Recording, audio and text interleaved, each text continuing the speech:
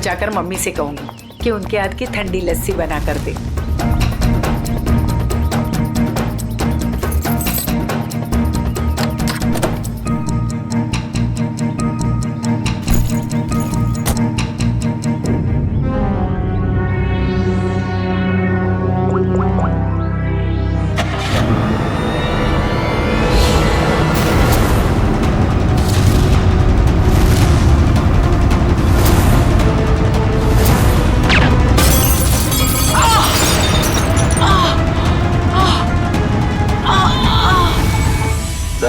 आज आपके लिए बहुत ही बड़ा दिन। आज आपको बिजनेसमैन ऑफ द ईयर का अवार्ड मिलने वाला है। आखिर सर आपने दिखाई दिया कि इंसान मेहनत से ही सफलता के शिखर पर पहुंचता है। क्या बात है सर, आप कुछ खोए खोए से दिख रहे हैं, कोई परेशानी? नहीं, ऐसी कोई बात नहीं है। अच्छा, वो तुमने कुमार की एनुअल रिपोर्ट भिजा दी? जी सर।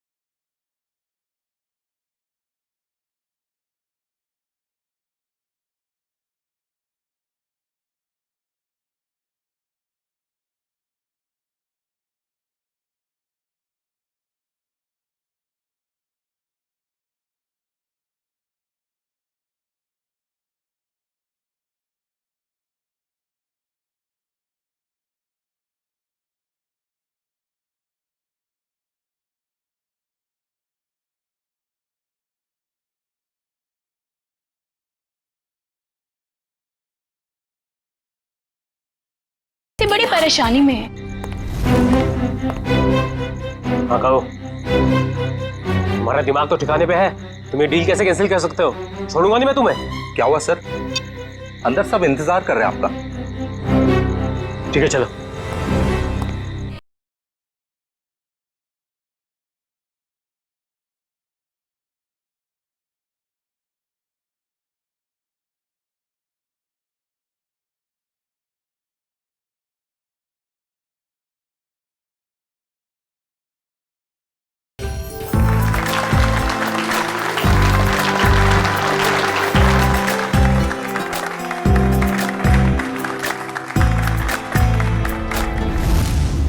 अब वक्त है उस घड़ी का जिसका आप सबको बेसब्री से इंतजार था। बिजनेसमैन ऑफ द ईयर का अवार्ड देने का वक्त आ गया है।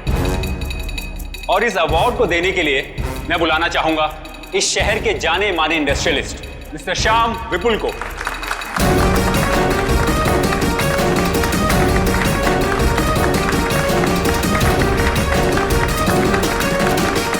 जैसा कि आप सभी जानते हैं, इस साल के बिजनेसमैन ऑफ द ईयर हैं मिस्टर विराज।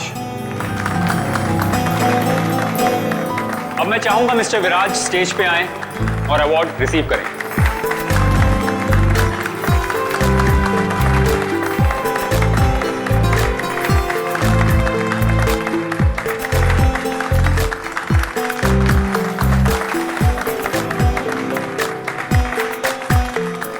अब मैं चाहूंगा मिस्टर विराज हमारे लिए 2 शब्द कहें।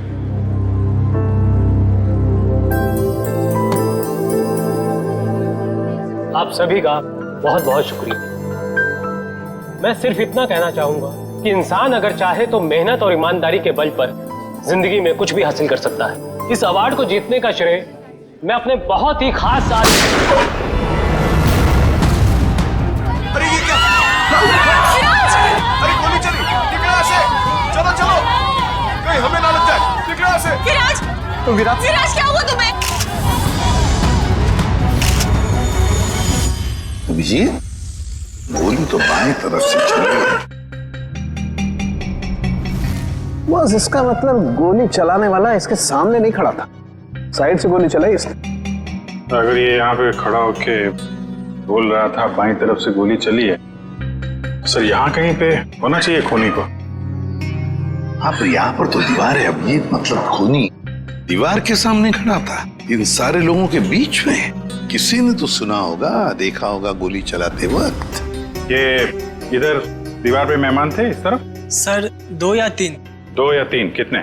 सर 3। कौन लोग थे, कुछ याद है आपको? सर गोली की आवाज सुनकर वो लोग भाग गए, जो बचे यहीं बचे हैं। मेहमानों की लिस्ट तो होगी तुम्हारे पास? Yes sir. लाओ। Okay sir. वैसे आप लोगों ने देखा किसी को गोली चलाते हो? नहीं सर। कमाल है, एक आदमी यहाँ पे गोली चलाता है, इनकी मौत हो जाती है, ना किसी ने कुछ देखा ना सुना, ऐसा कैसे हो सकता है? सर दरअसल हम सबका ध्यान स्टेज पे चल रहे प्रोग्राम पे था, इसलिए गोली कहाँ से आई वो पता ही नहीं चला। हाँ हाँ सचिन, यहाँ पे सारी क्लासेस बिल्कुल ठीक ठाक है, लेकिन इस क्लास पे क्रैक है। अभिजीत, ग्लास में क्रैक है, मगर ग्लास खड़ा का खड़ा ही गिरा नहीं है। ऐसा क्रैक तो तभी आएगा सर, ये ग्लास किसी से टकराए या फिर कोई बहुत जोर की आवाज हो ग्लास के पास। जरूर ये आवाज गोली चलने की है, और वो गोली इसी ग्लास के करीब से ही चली है। पंखे, हाँ आजा। देख, लगता है गोली यहीं से चली है, ग्लास के पास से।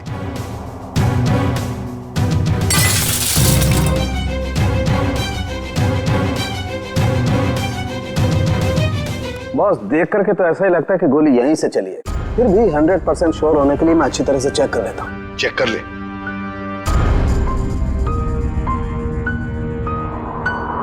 आप लोग उसे बिल्कुल नहीं छोड़ना जिसने विराज को मारा है। बिल्कुल, आपसे वादा करते हैं जिसने भी ये किया है उसे कड़ी से कड़ी सजा दिला देंगे। तू हिम्मत से काम ले, अगर तू ऐसे करेगा तो काम कैसे चलेगा? चुप हो जा।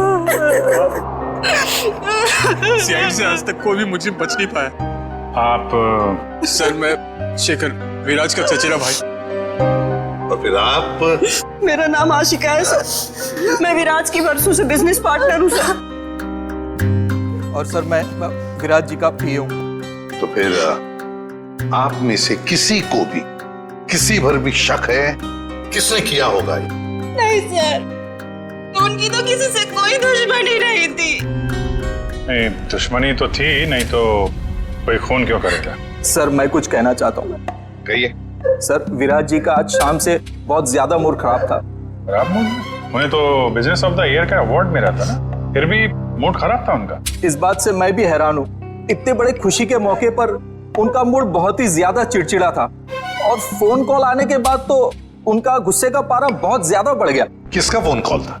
सर ये तो नहीं पता, विराज जी किसी से फोन पर बात कर रहे थे। तुम्हारा दिमाग तो ठिकाने पे है, ये क्या बकवास कर रहे हो तुम? तुम्हें डील कैसे कैंसिल कर सकते हो? छोड़ूंगा नहीं मैं तुम्हें। ये सारी बातें हो रही थी सर। आशिका जी, आपको पता है किस डील के बारे में बोल रहे थे? मुझे इस बारे में कुछ नहीं मालूम। अरे ये कैसे हो सकता है कि आपको इस बारे में कुछ भी पता नहीं? आप तो विराज की बिजनेस पार्टनर थी ना, तो आपको तो पता होना ही चाहिए। सर मैं सच कह रही हूँ, ऐसी कोई डील ही नहीं थी जो कैंसिल हुई है। ऐसा कोई डील नहीं था जो कैंसिल हुआ है, ठीक है? अब हम पता लगा लेंगे कौन सा डील था और क्या हुआ था। मयूर सर, विराज का फोन दो।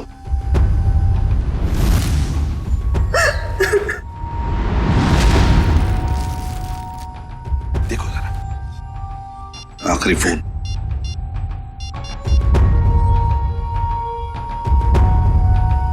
नाम तो लिखा नहीं, अनजान नंबर है। फोन लगा के देखो।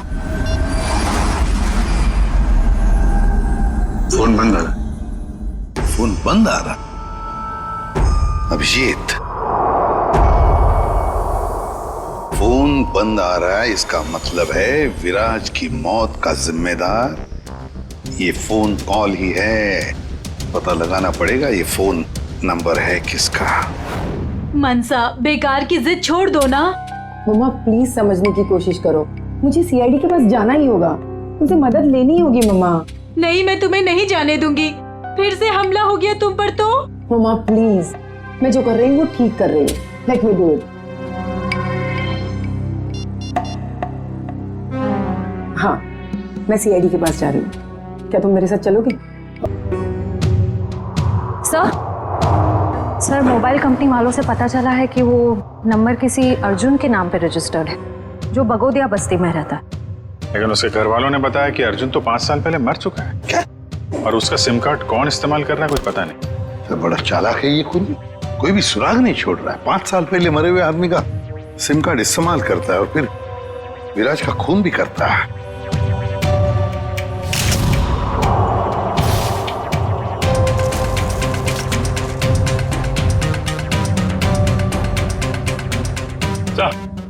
हाँ। ये देखिए सर, ये देसी कट्टा मिला है इसमें से। लगता है खूनी भागते वक्त गलती से यहाँ गिरा गया। अजीब खूनी है सर, भाग गया लेकिन हथियार यहीं छोड़ गया हमारे लिए। सर प्लीज हमारी मदद कीजिए, हम बहुत बड़ी मुसीबत में हैं सर। एक मिनट, कौन है आप लोग? सर मेरा नाम मनसा है और ये मेरे बिजनेस पार्टनर है अमन। अच्छा, क्या हुआ बताइए। सर, हमें किसी ने मारने की कोशिश की है सर। हमारी जान पे हमला हुआ है। किसने किया हमला तुम लोगों पर? कौन, जानते हो आप लोग? सर कुछ नहीं पता है और समझ में नहीं आता है कि हमें मारकर किसे फायदा होगा। देखिए प्लीज आप घबराइए मत, हम लोग पता लगा लेंगे। अच्छा ये बताइए कि जब आप पे हमला हुआ तो क्या आप लोग साथ साथ थे? नहीं सर, अलग अलग जगहों पे हमला हुआ। मुझ पे मेरे ऑफिस में और मंछा पे शॉपिंग मॉल के पार्किंग लॉट में हुआ सर। जी सर, कल दोपहर को करीब 12 और 1 के बीच में। कल दोपहर को?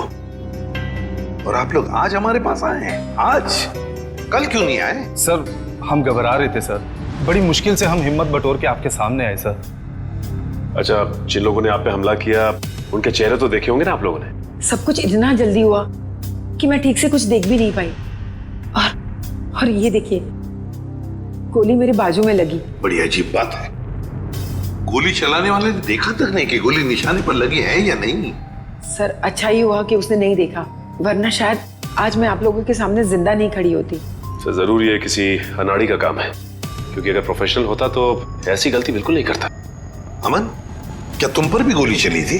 सर मेरे साथ जो हुआ वो तो बहुत ही ज्यादा अजीब था सर। हेलो। अरे नहीं यार, ऑफिस में आज अकेला ही हूँ। शनिवार था इसलिए सभी लोग चले गए। मेरा भी थोड़ा बहुत ही काम बाकी है, बस मैं भी जाने ही वाला हूँ। Okay, take care, bye bye. Bye.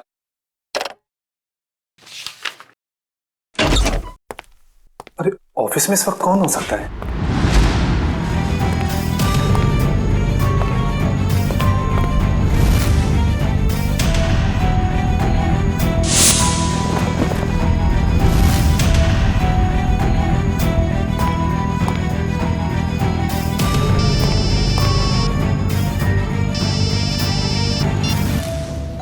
क्या उधर रुका था मैं?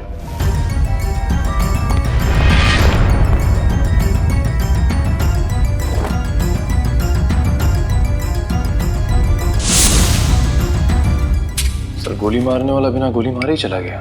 वही तो। सर ये तो बहुत अजीब है।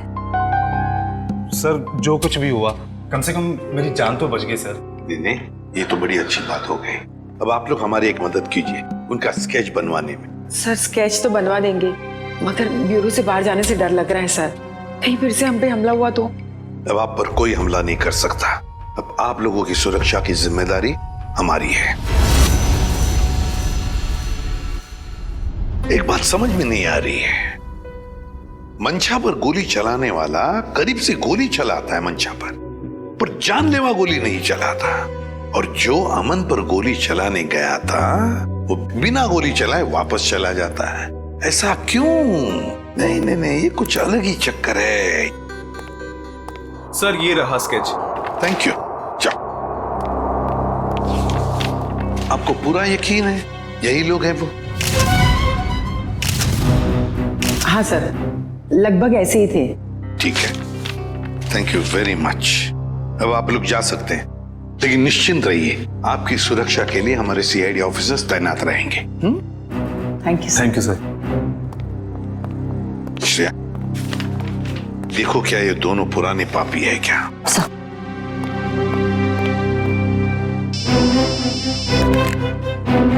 आसान के बोल।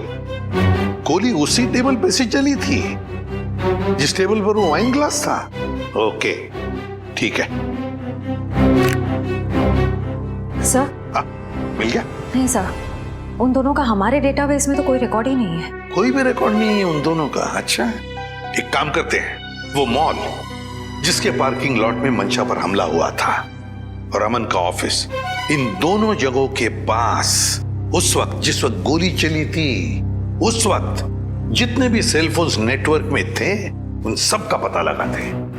पर सर ऐसे तो सैकड़ों लोग होंगे। बिल्कुल, सैकड़ों लोग होंगे, सैकड़ों फोन होंगे, मगर मुजरिम उन्हीं में से ही कोई है, उन्हीं में से ही कोई है जो सबसे करीब थे उस पार्किंग लॉट में मंशा के पास और सबसे करीब थे अमन के पास उसके ऑफिस में।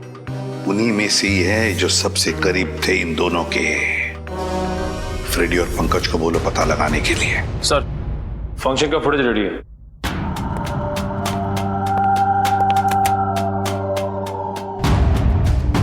निखिल, अब जूम करो उस टेबल पर जहां से गोली चली थी।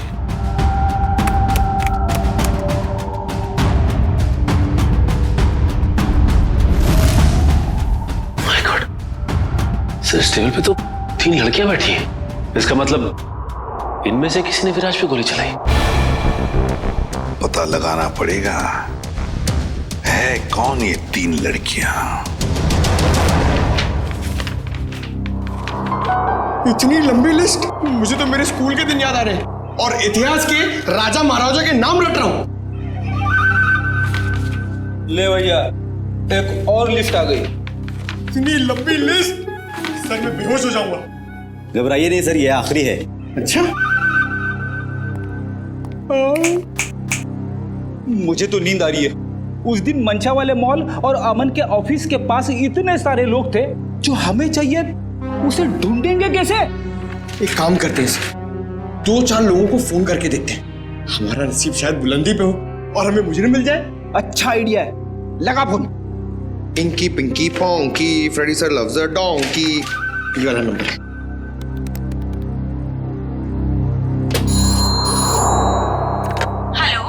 हेलो, क्या नाम है आपका मैडम? तुम्हें क्यों बताऊं? तुम्हें शर्म नहीं आती? अनजान लड़की को फोन करके परेशान करते हो। अरे नहीं मैडम, आप समझ नहीं रही हैं। अगर तुमने मुझे दोबारा फोन किया ना तो मैं सीआईडी को कंप्लेंट कर दूंगी। मैं खुद सीआईडी से हूँ और मैं इंडियन क्रिकेट टीम की कैप्टन हूँ। खबरदार जो फोन किया दोबारा। अरे मैडम, आप समझ क्यों नहीं रही हैं? मेरे पति ने कहा ना तुमसे मुझे फोन करके परेशान करने के लिए। जाओ जाके कह दो उसे मैं 1 पैसा दहेज नहीं देने वाली। दहेज?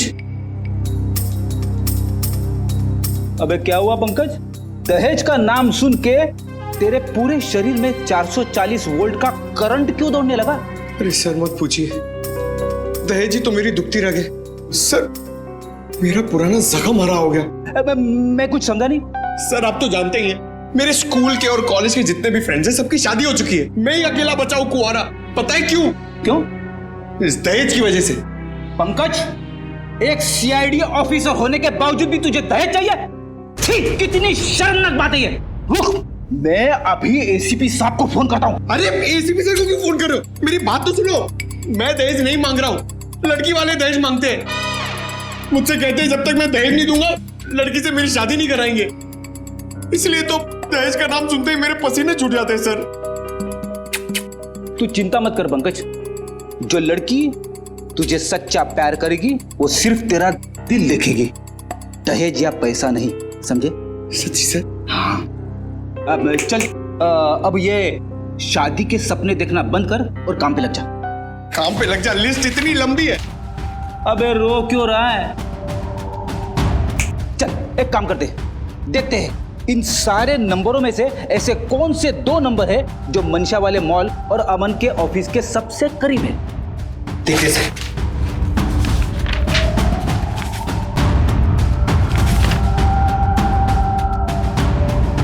सर ये नंबर देखिए सर। सर ये मॉल से सिर्फ 70 मीटर दूर है।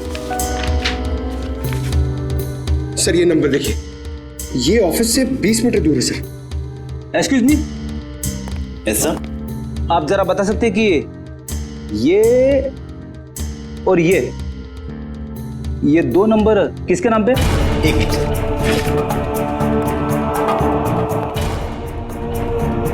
सर, अगर आपकी नजर में कोई सुंदर, सुशील, प्यारी सी लड़की होगी ना सर, तो मुझसे मिलवा दीजिएगा सर। वो क्या है ना, मेरी मॉम चाहती है कि मेरे हाथ जल्दी से जल्दी पीले हो जाए। प्लीज जरा ध्यान रख। सर एक्सक्यूज मी सर, ये दूसरा वाला नंबर ट्रेस करने में थोड़ा टाइम लगेगा, मगर ये पहला नंबर किसी शीतल कुमार का है। शीतल? मतलब पंकज, उस दिन मनशा को मारने कोई लड़का नहीं बल्कि लड़की आई थी। मनशा ने तो कहा था कि कोई लड़का था। ये केस तो और भी उलझता जा रहा है। एक काम करता हूं, नाम भी नहीं था, उसका नाम भी नहीं था मेहमानों की लिस्ट में। तो फिर अभिजीत ये जरूर किसी और के इनविटेशन पर अंदर घुस गई और विराज पर गोली चलाकर भाग गई। क्या उसने विराज जी को मारा? जी हाँ, और आप दोनों उसके साथ में बैठी थी, तो उसके पास गन थी, आपने देखा कैसे नहीं? सर, मेरा सारा ध्यान तो फंक्शन की तरफ था। सर मेरा भी।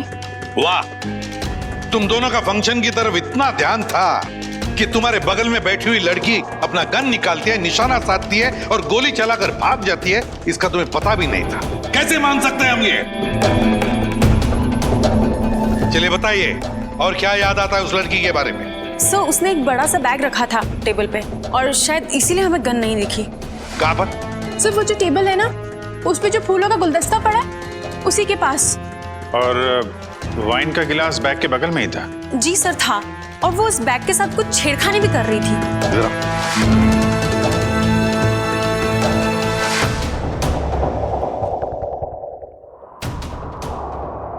तुम दोनों यहाँ बैठी थी? जी सर। और उसने बैग कहाँ रखी थी? सर, उसका बैग यहाँ पर था और ग्लास यहाँ पर? जी सर।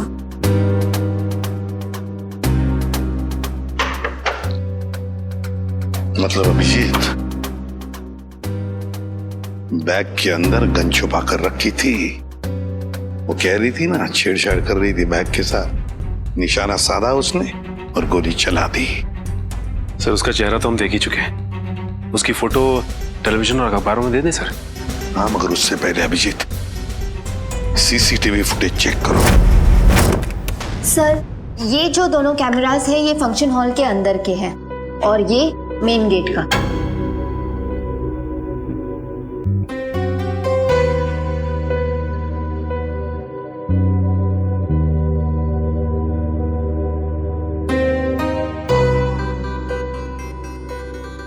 तो काफी देर से आई फंक्शन में। अब जरा ये मेन गेट वाला दिखाना। जी सर। सर, ये तो टैक्सी में आई है। टैक्सी में? एक मिनट जरा इसको रिवाइंड करो, कैसे चलाना। पॉज। अब जरा ये नंबर प्लेट है ना टैक्सी का, उस पर जूम करो।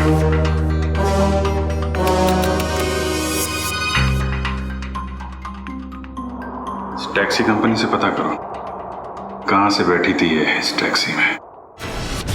जी हाँ, मैं उसी टैक्सी की बात कर रहा हूँ, VWJA 3856। जी हाँ, 23 नवंबर की रात लगभग 8 बजे के आसपास इस टैक्सी ने एक लड़की को तिरला ऑडिटोरियम पहुंचाया। देखिए, इस लड़की की सारी डिटेल चाहिए हमें। जी हाँ, खून का मामला है। क्या कहा टैक्सी कंपनी ने? सर, कंपनी वाले सारी डिटेल्स ईमेल कर रहे हैं सर। ओके, टैक्सी कंपनी का ईमेल आ गया।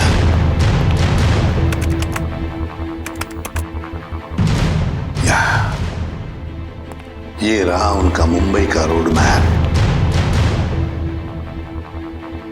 और ये है वो लाल डॉट, ये है वो टैक्सी और उस टैक्सी का रूट ये था, ये देखो, तिरला ऑडिटोरियम। मतलब उस लड़की ने टैक्सी ज्वाला रोड से पकड़ी है, ज्वाला रोड से। बहुत होशियार है लड़की सर, इसने टैक्सी अपने घर पे नहीं बुलाई बल्कि भीड़ भाड़ वाली रोड पे बुलाई। लगता है इस लड़की का घर ज्वाला रोड के आसपास ही होगा। निखिल, काम करो, तुम और जयवंती जाओ, ज्वाला रोड जाओ और अच्छी तरह से पूछताछ करो।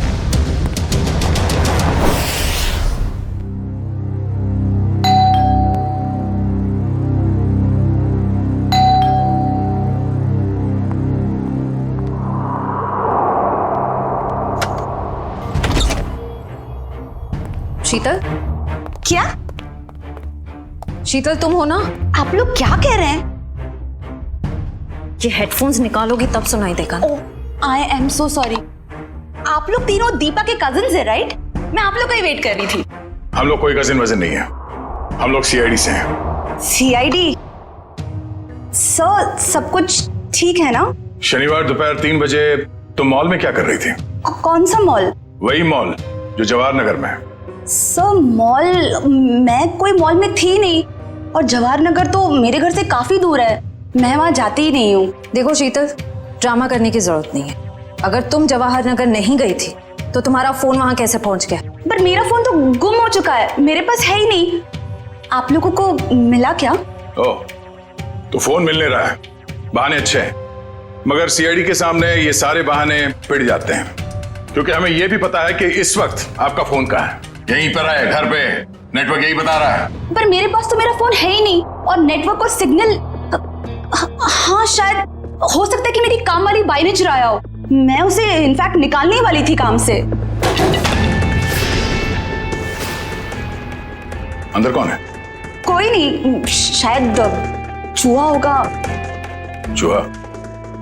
आप लोग कहाँ जा रहे हैं? आप लोग मेरी मर्जी के बगैर मेरे घर में नहीं जा सकते। सुनिए, आप लोग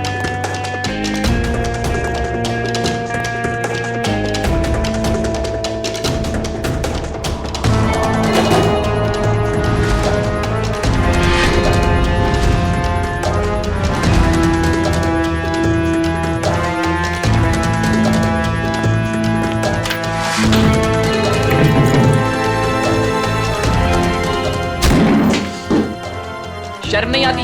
ऐसे कैसे अंदर घुसे चले आते हो? अब क्या करें, आदत से मजबूर है। क्या? काफी बड़ा चूहा है, इसे खुराक की जरूरत है, हम ले जाते हैं।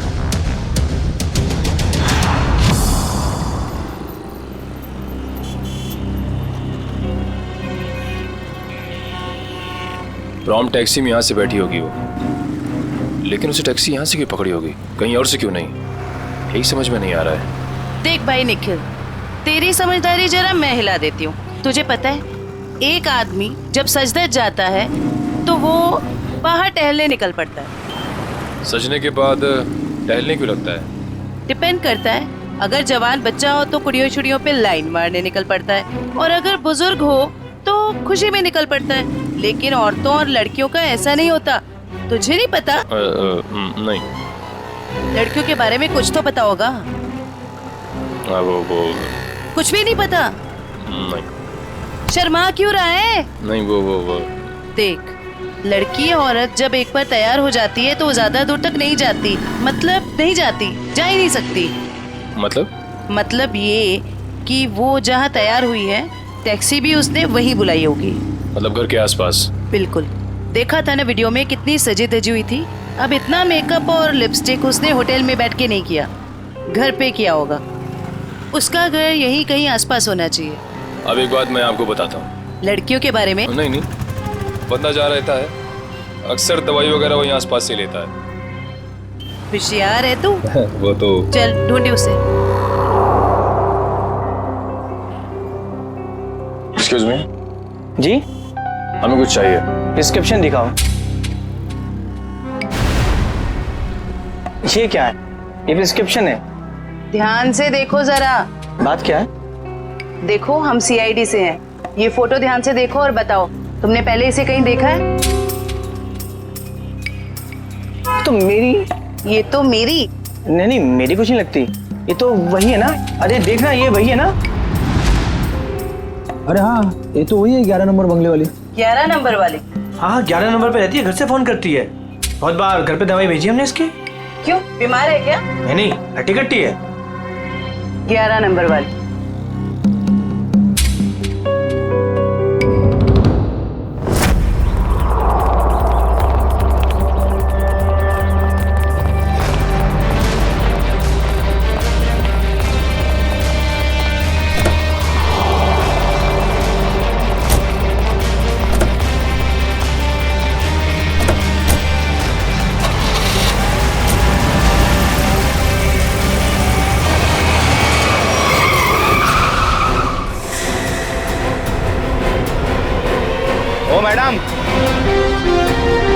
गाड़ी हटाओ।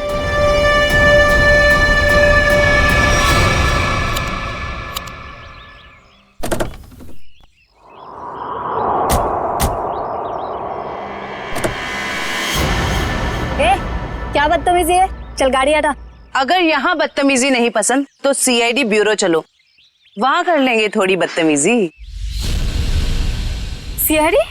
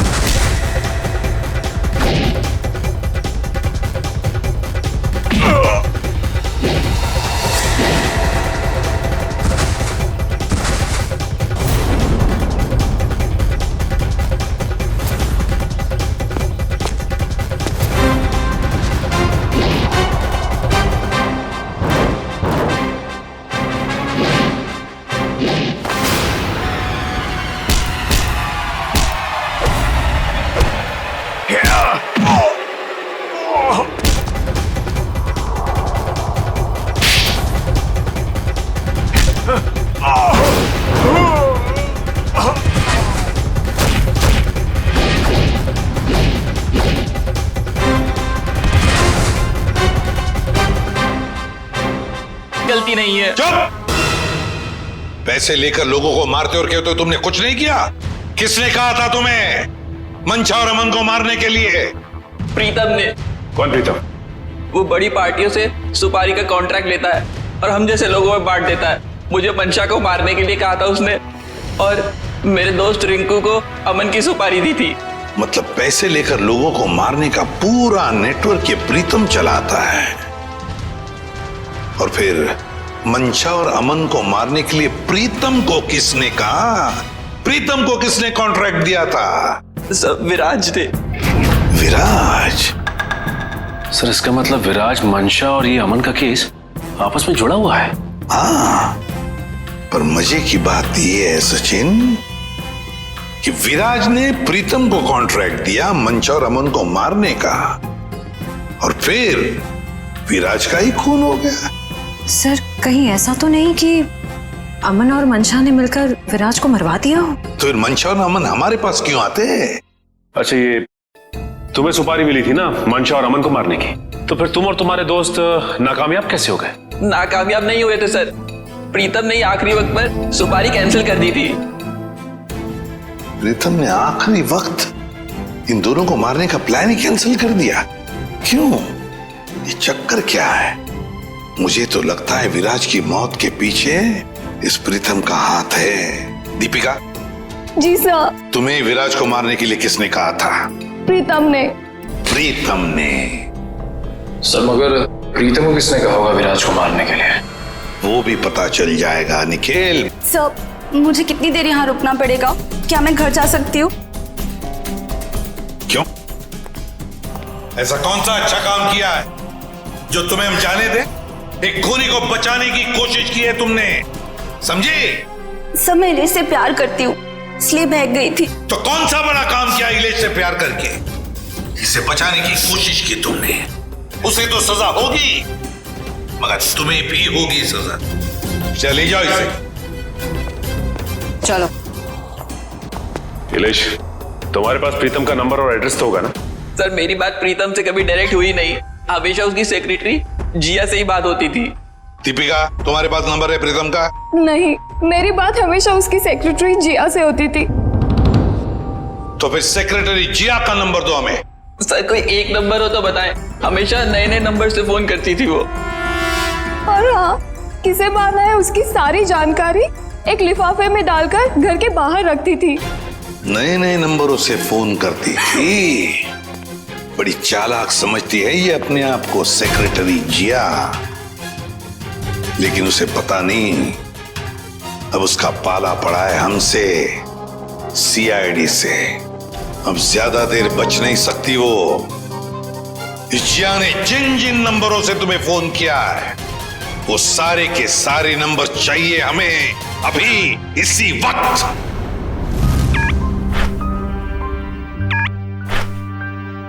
सर ये देखिए, शहर के नक्शे में जो लाल रंग के निशान दिखाई दे रहे हैं, जिया ने आज ये नंबर वहां इस्तेमाल किए हैं।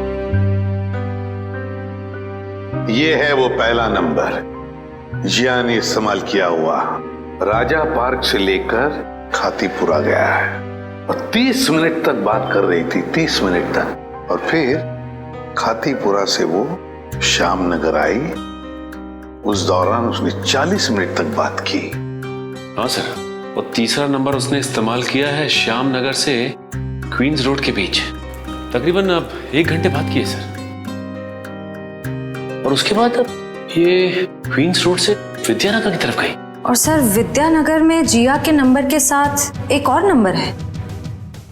लगता है ये नंबर प्रीतम का है श्रेया, ये प्रीतम ही है। इस प्रीतम ने बुलाया होगा जिया को विद्यानगर मिलने के लिए। लेकिन सर विद्यानगर के बाद तो जिया का मोबाइल बंद हो गया है सर। तो ठीक है, होने दो। लेकिन वो दूसरा नंबर भी तो है जिससे जिया मिली थी, उसको ट्रैक करो निखिल।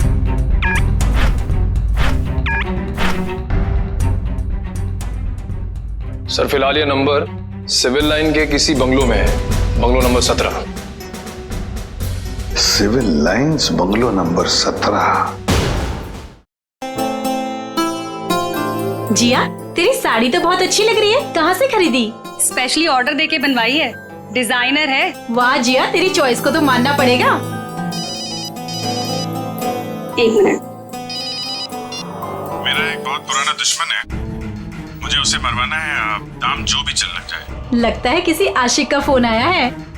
मैं प्रीतम जी की सेक्रेटरी बोल रही हूँ। आपका संदेश उन तक पहुँचा दूंगी। 10 लाख लगेंगे। अरे 20 लाख दूंगा, लेकिन वो बचना नहीं चाहिए। बहुत नफरत करते हैं हमसे, ऐसा क्या बिगाड़ा है आपका? मिल के बताता हूँ आपको। लगता है दरवाजे पे कोई आया है, मैं आपको थोड़ी देर में कॉल करती हूँ। आप?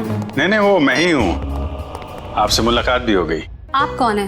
वैसे तो मेरा नाम अभिजीत है, लोग मुझे सीनियर इंस्पेक्टर अभिजीत के नाम से जानते हैं। सीआईडी में काम करता हूँ। आप किस नाम से बुलाना पसंद करेंगी? सीआईडी का यहाँ क्या काम? अरे फोन पे बताया ना आपको। अच्छा वो, मुझे लगा कोई मजाक कर रहा है तो मैं भी मजाक करने लग गई। सुपारी का लेन देन तुम्हें मजाक लगता है? जिया, ये सब क्या चल रहा है? सॉरी गर्ल्स, पार्टी खत्म हो गई है, आप लोग जा सकती हैं। Thank you very much. चलिए चलिए। चलो चलो। आप सोच भी नहीं सकती आप कितनी बड़ी मुसीबत में फंस गई हैं। देखिए, मैं प्रीतम के लिए काम करती हूँ, लेकिन मैंने आज तक उसे नहीं देखा। वाह सर, अभी तक ये कह रही थी कि प्रीतम को जानती नहीं है, अब कह रही है देखा नहीं है। ऐसा ना हो थोड़ी देर के बाद ये कहें कि ये खुद प्रीतम है। अरे मैं ऐसा क्यों कहूंगी? मैं प्रीतम नहीं हूँ, मैं तो जिया हूँ। जरा आईडी दिखाइए अपना। ID card? हाँ, I card, driving licence, PAN card, passport, कुछ भी नहीं है। नहीं है? ओ, जरा मैडम का बैग चेक कर लीजिए।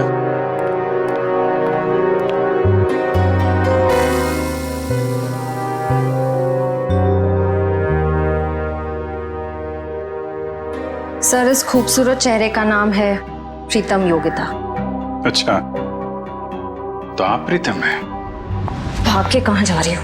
पहले अपने चेहरे का मेकअप तो करवा लो।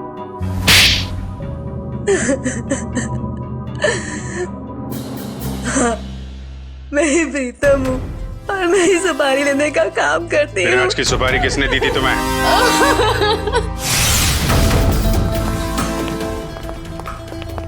माफ कीजिएगा, ऐसे ही चले आए। क्या करते, काम बहुत जरूरी था। आपने दीपिका को गिरफ्तार कर लिया? जी, सीआईडी से वो बच नहीं पाई। लेकिन उसने ऐसा क्यों किया? विराज ने उसका क्या बिगाड़ा था? नहीं, विराज ने दीपिका का कुछ नहीं बिगाड़ा था। तो उसने मेरे भाई को क्यों मारा? क्योंकि किसी ने सुपारी दी थी दीपिका को विराज को मारने की। विराज की सुपारी? लेकिन विराज की सुपारी किसने दी? एक ऐसे इंसान ने दी जो इस वक्त यहाँ मौजूद है हमारे बीच में, और जो विराज की मौत पे मगरमच्छ के आंसू बहा रहा था। कौन? हाँ? शेखर, तो भागने दौड़ने का बहुत शौक है आपको? हमारी जेल के बाहर एक बहुत बड़ा मैदान है, वहां आपका ये शौक पूरा हो जाएगा।